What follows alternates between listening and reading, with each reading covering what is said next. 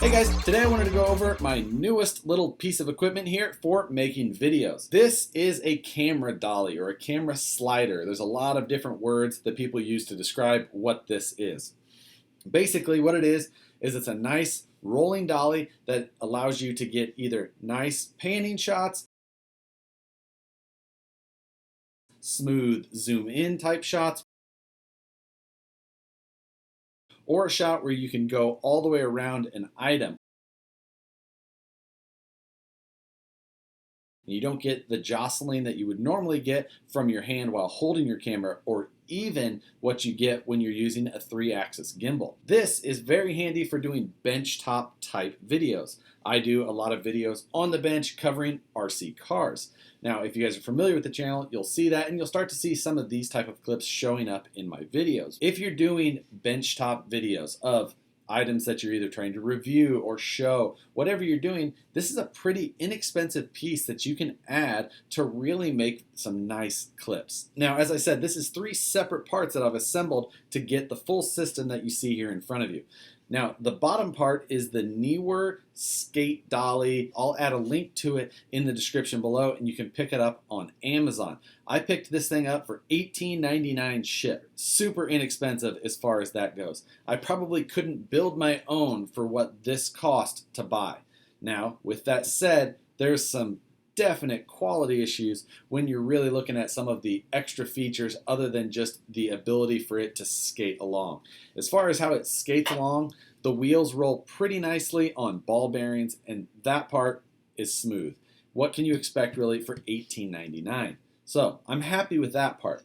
But one of the features that it shows is that it's got a degree indicator laser etched or etched in some fashion onto the platform so that you can angle both axles the same amount to try and keep your camera centered in the arc that you're traveling. However, the dial portion that they have that's supposed to key into the bolt that is attaching the axle to the plate is not a tight fit. It has a lot of play in it. You cannot rely on the indication of how many degrees that it has at all. That part is pretty much worthless as far as this goes. Still, for $18.99, I would buy this thing again without question. Now, the next piece to go over is this 7-inch generic friction arm.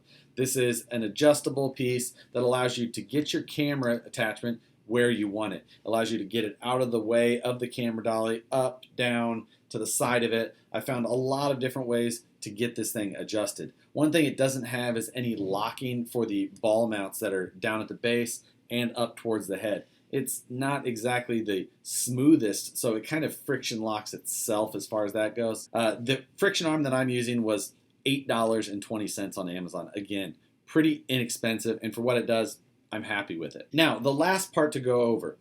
While this skate dolly is advertised for use with DSLR type cameras, I do not shoot with a DSLR. Most of the time, for the supplementary videos that I shoot for my benchtop review type, I am using my iPhone. This is an iPhone 6 Plus, and it has a case. I use smartphone type mounts in a lot of different ways as far as camera equipment goes. This is the square jellyfish metal version smartphone mount. And this has been the best smartphone mount I have found to date. It's got a 1/4-20 mount in the bottom, and it's very adjustable. It's got the best feel of a mount that I've tried so far. I've tried some of the other ones with just where the top part is spring-loaded and you slide the phone in, push down. Kind of felt like it was to the limit of an iPhone 6 Plus with a case when it was being used. But this square jellyfish one is so much better than any of those so far.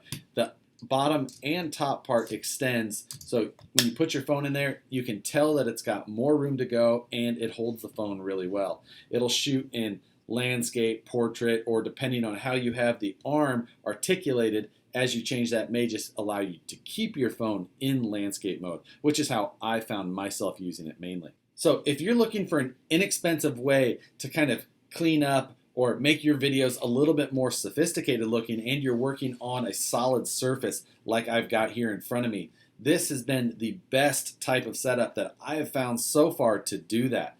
I've got 3-axis gimbals, I've got motorized camera sliders, and this is so far my favorite, and it's the least expensive out of all of those options that I've tried so far. I would recommend something like this over and over again. Now that I've got the chance to experiment with playing with a camera dolly, I would definitely say that this is worth adding to your arsenal if you've got a YouTube channel or anything like that and you're just trying to make your videos look a little bit more professional. I'm having a lot of fun playing with some of these other video making type accessories, and this one is now at the top of my list as far as benchtop video making equipment goes. I really do like playing with that 3-axis gimbal that I got, but this thing is making for so much smoother video in so many ways when I'm in this stationary type situation. So that's it for today, guys. If you've got an extra $30 or $40 sitting around and you want to up your video production quite a bit, I'd pick one of these up. Best money I've spent on video production equipment all year, I'd say. So with that said, guys, thanks for watching. We'll see you on the next one.